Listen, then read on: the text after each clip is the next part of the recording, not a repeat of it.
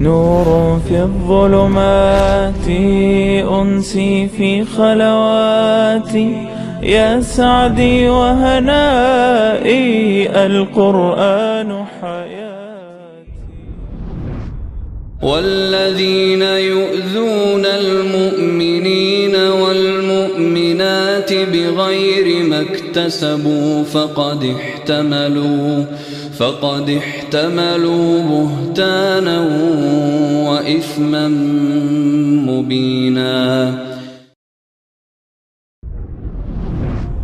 با آنان که مردان و زنان مؤمن را بی آنکه مرتکب گناهی شده باشند می آزارند، بدون تردید تهمت و گناه آشکاری بر دوش کشیده اند.